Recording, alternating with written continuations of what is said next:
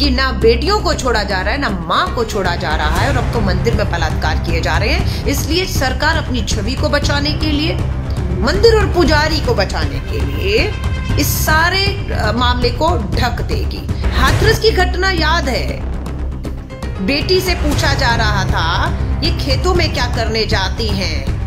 अब पूछिए इस माँ से, 50 साल की इस माँ से, मंदिर में क्या करने गई थी। मंदिर के अंदर पवित्र जगह पर, वहां नहीं छोड़ा जा रहा, वहां अपनी हवस का शिकार बनाया जा रहा है। और कार्रवाई करने वाले जाति और धर्म देख कर कार्रवाइयां करते हैं। किसकी जाति और धर्म क्या है, जूते के नीचे जाति क्या लिखी है, कार्रवाई हो जाएगी। दोषी तो मुझे लगता है पूरी व्यवस्था ही है। किसके अधीन है उत्तर प्रदेश का गृह मंत्रालय, किसके अधीन है ये पुलिस, चाहे उन्नाव हो, हाथरस गैंगरेप और हत्याओं या ये हो, तीनों के पैटर्न एक ही है कि तीनों में पुलिस, प्रशासन और सरकार आरोपियों के साथ खड़ी दिखी। सरकार को क्या फर्क पड़ रहा है, मैंने तो पहले भी कहा है, बे औलादों की सरकार है, कोई फर्क नहीं पड़ता। घर बार परिवार जो अपने थे वो छोड़ दिए, तो आपके अपनों का दर्द इन्हें होगा। जय हिंद साथियों, आप सभी का स्वागत है। साल का पहला महीना और अभी पहला हफ्ता है। सोचा तो ये था कि नए साल के ऊपर कोई नई बात, कोई खुशखबरी सबके लिए। पर महिला हूं, आधी आबादी से आती हूं, वो आधी आबादी का एक हिस्सा आपके भी घरों में है, माँ के रूप में, बेटी के रूप में, बहन के रूप में, पत्नी के रूप में और दोस्त के रूप में भी हो सकता है। वो आधी आबादी आपके घर पे भी है। भारत की राजधानी दिल्ली में बैठी हूं। एक माँ के सामने दिल्ली की बात कर रही हूं। एक नाबालिग बेटी के सामने उसकी माँ का बलात्कार दिल्ली, भारत की राजधानी में 30 दिसंबर को होता है। उसका वीडियो बनाया जाता है, उसे वायरल किया जाता है और तब पुलिस जागती है और उस वायरल वीडियो के माध्यम से उस माँ और उस बेटी तक पहुंचती हैं। और उसके बाद आज 6 जनवरी को खबर दिल्ली तक पहुंचती है कि उत्तर प्रदेश के बदायूं, उत्तर प्रदेश के जिले बदायूं में 50 साल की एक मां जो मंदिर के अंदर पूजा करने गई थी। ये घटना 3 जनवरी 2021। 50 साल की मां मंदिर में पूजा करने जाती है और मंदिर का पुजारी अपने 2 साथियों के साथ मंदिर में इस 50 साल की महिला, जो आंगनवाड़ी कार्यकर्ता भी है, उसका सामूहिक बलात्कार करते हैं। यहीं तक उनका मन नहीं भरता। अब बलात्कार के बाद खुलासा हो जाएगा, पकड़े जाएंगे, इसलिए उस महिला की टांगें तोड़ दी गई, उसकी पसलियां तोड़ दी गई, उसके प्राइवेट पार्ट्स में को जख्मी कर दिया गया। और उसके बाद ये जो मंदिर का पुजारी है, रविवार की इस घटना के बाद सोमवार को आकर बिल्कुल मीडिया के सामने बयान देता है और उसके बाद ये गायब हो जाता है। और आज 6 तारीख, चौथा दिन है, इस मुख्य आरोपी का कोई अता पता नहीं, पुलिस की पकड़ से बाहर है। पीड़िता का बेटा अभी एक टीवी पर मेरे साथ लाइव था। उसका ये कहना है कि हम घटना वाले दिन रविवार को मां जब 3 जनवरी को मंदिर गई, वापस नहीं लौटी, तो पुलिस के पास गए। पुलिस ने घटनास्थल पर यानी कि मंदिर में जाने से इनकार कर दिया। पुलिस ने घटनास्थल पर जाने से इनकार कर दिया। उत्तर प्रदेश की बदायूं की पुलिस ने बोला इंतजार कर लीजिए, सुबह तक आ जाएगी। मां नहीं आई, मां की लाश, और बेटे ने टीवी पे अभी बताया है उसके ऊपर कपड़े नहीं थे, उसे दरवाजे पर छोड़कर चले गए। पुलिस एफआईआर दर्ज नहीं करती, ये परिवार का कहना है। पुलिस 48 घंटे तक पोस्टमार्टम भी नहीं करवाती। पुलिस इसको आत्महत्या हत्या का मामला करके रफा दफा कर देना चाहती थी, लेकिन दबाव बना तो पोस्टमार्टम हुआ। जब पोस्टमार्टम हुआ तो पता लगा कि 50 साल की इस मां के प्राइवेट पार्ट्स में लगातार चोट की गई, उसकी पसलियां, उसकी टांगे तोड़ के उसकी हत्या कर दी गई और मुख्य आरोपी अभी तक फरार है। हाथरस की घटना याद है, बेटी से पूछा जा रहा था ये खेतों में क्या करने जाती हैं? अब पूछिए इस माँ से, 50 साल की इस माँ से, मंदिर में क्या करने गई थी? उत्तर प्रदेश में भगवान श्री राम का मंदिर तो बन गया, पर राम राज्य नहीं आया। उल्टा मंदिर में भी बैठा पुजारी अब सामूहिक बलात्कार कर रहा है और 4 दिन से फरार है। मालूम नहीं ये सब सुनकर जिनके घर में अपनी बेटी, अपनी सगी बहन, माँ भी है, अब तो माँ को भी नहीं बख्शा जा रहा। मंदिर के अंदर पवित्र जगह पर वहां नहीं छोड़ा जा रहा, वहां अपनी हवस का शिकार बनाया जा रहा है। और कार्रवाई करने वाले जाति और धर्म देख कर कार्रवाइयां करते हैं। किसकी जाति और धर्म क्या है? जूते के नीचे जाति क्या लिखी है, कार्रवाई हो जाएगी। लेकिन अपराध को देखकर कार्रवाई नहीं होती, कार्रवाई जाति और धर्म को देखकर होती है। योगी आदित्यनाथ सरकार के लिए दोषियों के खिलाफ कड़ी कार्रवाई होगी। दोषी तो मुझे लगता है पूरी व्यवस्था ही है। किसके अधीन है उत्तर प्रदेश का गृह मंत्रालय? किसके अधीन है ये पुलिस? हाथरस की घटना सितंबर 2020 में हुई। सितंबर से अक्टूबर, नवंबर, दिसंबर और जनवरी आ गया। फास्ट ट्रैक कोर्ट के मायने क्या होते हैं? 3 महीने में सुनवाई पूरी करके फांसी के तख्तों पर चढ़ाना है। ना उन्नाव केस में फांसी के तख्ते पर कोई चढ़ा, ना हाथरस में चढ़ा और ना यहीं चढ़ेगा। तीनों का पैटर्न एक ही है, चाहे उन्नाव हो, हाथरस गैंग रेप और हत्या और या ये हो, तीनों के पैटर्न एक ही है कि तीनों में पुलिस, प्रशासन और सरकार आरोपियों के साथ खड़ी दिखी। वरना आपको लगता है ये मंदिर का पुजारी 4 दिन तक पूरी उत्तर प्रदेश की पुलिस और प्रशासन खोजने की कोशिश करे, इस एक बलात्कारी को ढूंढ नहीं पा रही है? आपको लगता है?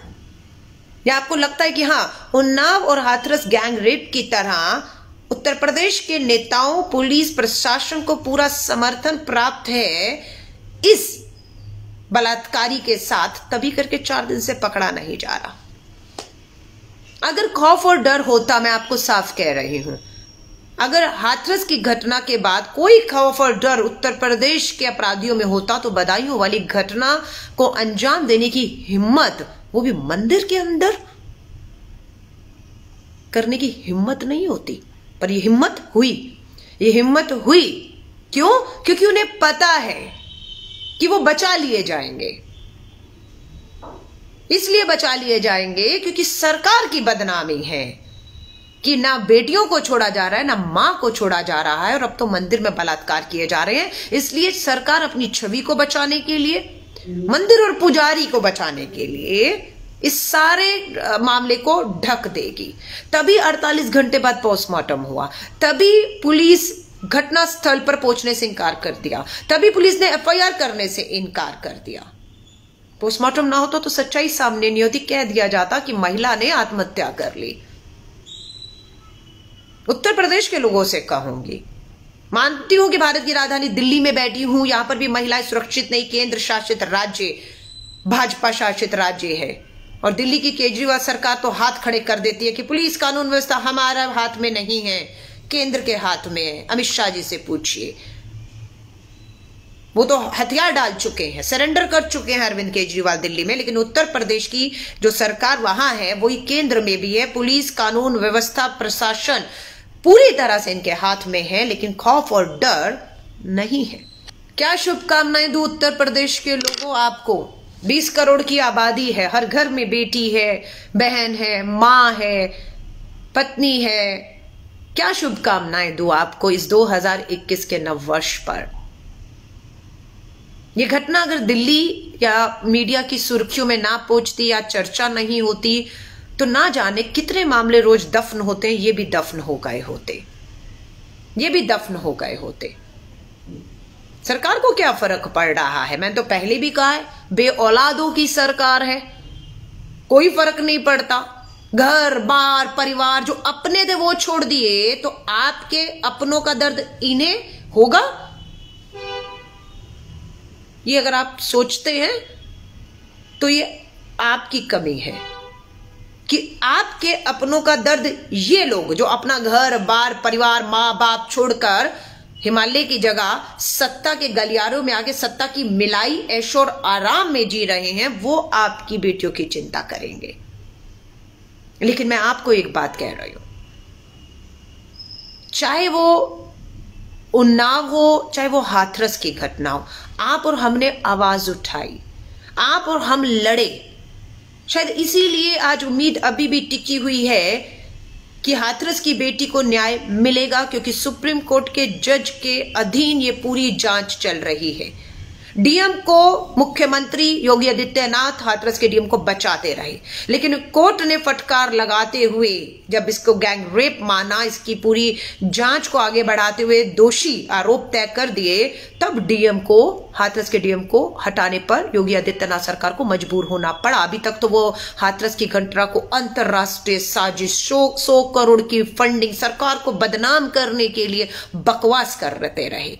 अब इसमें भी आप देखिएगा कि आप हिंदू को बदनाम करना चाहते हैं, आप मंदिर को बदनाम करना चाहते हैं, आप पंडित को बदनाम करना चाहते हैं।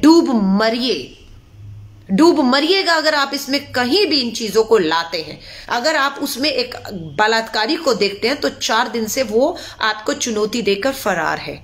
लाइए इसको फास्ट ट्रैक में, कोर्ट में केस चलाइए इसका फास्ट ट्रैक में, 3 महीने के अंदर फांसी दीजिए इसको। लेकिन आप फांसी नहीं देंगे, क्योंकि आप कहेंगे नाबालिग बेटी का पोक्सो के अंदर protection of children from sexual offence का केस थोड़ी ना है। कुलदीप सिंह सेंगर की तरह आप दे दीजिएगा उम्र कैद, और उम्र कैद के नाम पर जेल में बिठाकर दमादों की तरह इनकी सेवा कीजिएगा आप लोग। देश के प्रधानमंत्री जी का बयान है, देश में महिलाएं सुरक्षित है, 7 दिन के अंदर अब फांसी होती है। वो आज तक नहीं समझ आया वो कौन सी फांसी थी किसी बलात्कारी को 7 दिन में हुई हो। हमें तो आज तक सारा ढूंढ लिया, नहीं मिला वो बयान के बाद कि कौन सी फांसी 7 दिन के अंदर हुई थी किसी बलात्कारी को इस भाजपा राज में, हमें तो याद नहीं। तो उम्मीद करते हैं, हाथरस के मामले को 3 महीने पूरे हो चुके हैं, अभी तक नहीं मालूम कब फैसला आएगा। और इस मामले में भी अगर नीयत साफ हो,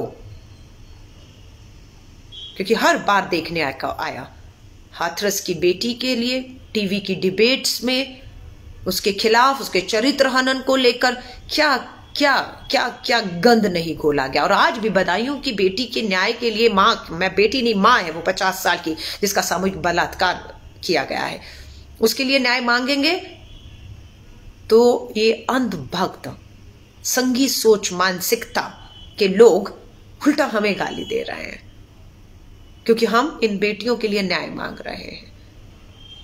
उत्तर प्रदेश के उत्तराखंड के भाजपा का जो अध्यक्ष है, उत्तराखंड भाजपा का अध्यक्ष, संघी सोच नीच इतनी है महिलाओं के प्रति। वहां पर उत्तराखंड में जो कांग्रेस की बुजुर्ग नेता है, महिला नेता है, नेता विपक्ष हैं, इंदिरा हृदयेश जी, उनके लिए उन्होंने ये कहा, एक बयान, राजनीतिक बयान उन्होंने दिया कि भाजपा के कुछ विधायक उनके संपर्क में हैं। और वहीं भाजपा के उत्तराखंड के नीच और घटिया मानसिकता महिलाओं के लिए रखने वाले नेता मंच से कहते, जिस पर ठाकुर तालियां बजी, कि ये बुढ़िया तेरे संपर्क में हमारे विधायक होंगे। आप समझ रहे हैं क्या कहना चाह रहे हैं? और उस पर ठाके लगे, तालियां बजी कि तुम्हारे संपर्क में क्यों होंगे, तुम तो बूढ़ी हो चुकी हो। इतनी नीच और घटिया सोच है इनकी। और हम पर ये हमले करते हैं क्योंकि हम आवाज उठाते और न्याय मांगते हैं। चलिए मनाइए 2021 उत्तर प्रदेश के लोगों के लिए, खास तौर से कहूंगी। मंदिर आ गया, लेकिन ये रामराज सत्ता में बैठे वालों के लिए हो ना हो मालूम नहीं है, होगा उनके लिए, लेकिन हमारी आपकी बेटी मां बहनों के लिए रामराज मुझे उम्मीद नहीं है। जहां पर सीता मैया, एक मां, मंदिर के अंदर सामूहिक बलात्कार का शिकार होती है और पूरी सरकार उसे बचाने की कोशिश कर रही है, मुख्य आरोपी को 4 दिन से फरार है। ये नाकाम, ये निकम्मी, नकारा पूरी की सारी पुलिस प्रशासन, सरकार जो बलात्कारियों के साथ खड़ा होता है, भगवान ना करे। बस हाथ जोड़कर दुआ करती हूँ उत्तर प्रदेश के एक उस पिता, उस भाई, उस बेटे के लिए कि भगवान आपकी बेटी, आपकी माँ, आपकी बहन को इस जंगल राज में, इस उत्तर प्रदेश के योगी आदित्यनाथ जो हमेशा बलात्कारियों के समर्थन में खड़े रहते हैं, उनके नेता उसके समर्थन में बयान देते हैं और उन सब के लिए कहूंगी, नववर्ष के लिए, कि आपका ये नया साल 2021 हमारी उन्नाव की बेटी, हमारी हाथरस की बेटी, हमारी बदायूं की इस माँ, 50 साल की माँ का जिसका मंदिर के अंदर सामूहिक बलात्कार करके हत्या कर दी, कम से कम वो सब कम से कम आपकी किसी की भी माँ बहन बेटी को 2021 में ना देखना पड़े। बस इन्हीं दुआओं के साथ, इन्हीं शुभकामनाओं के साथ आपसे कहूंगी, आवाज उठाइए। हाथरस की बेटी को न्याय मिलते हुए देख रहे हैं क्योंकि आपने आवाज उठाई थी उस बेटी के लिए। उन्नाव के विधायक भाजपा के उम्र कैद काट रहे क्योंकि आपने आवाज उठाई थी। आज बदायूं की इस पीड़िता के परिवार के लिए आवाज उठाइए, तब न्याय मिलेगा, वरना आप भूल जाइएगा कि इस देश में, जहां पर हमारा दिल्ली की दहलीज पर हमारा अन्नदाता, हमारा पेट पालने वाला पिछले 42 दिन से अधिक ठंड में खुले में पड़ा हुआ है, 60 से 70 किसान जान दे चुका है, केंद्र की सरकार को कोई फर्क नहीं पड़ रहा है। वो अपने सत्ता के नशे में चूर है, इतना बहुमत है कि कोई कुछ उसका बिगाड़ नहीं सकता। सो आप सभी को कहूंगे, ख्याल रखिए अपनी माँ, अपनी बहन, अपनी बेटियों का ख्याल रखिए, रहिए उनके साथ सुरक्षा कवच बनकर, क्योंकि ये सरकार उत्तर प्रदेश की रक्षक नहीं भक्षकों के साथ खड़ी है, जो हमारी माँ बहन बेटियों को नोच रहे हैं।